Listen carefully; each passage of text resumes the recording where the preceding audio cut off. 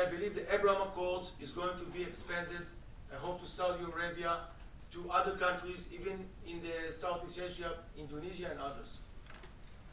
And I hope that all of us can rebuild Gaza, but in a way that Gaza will not turn into a hub of terrorism.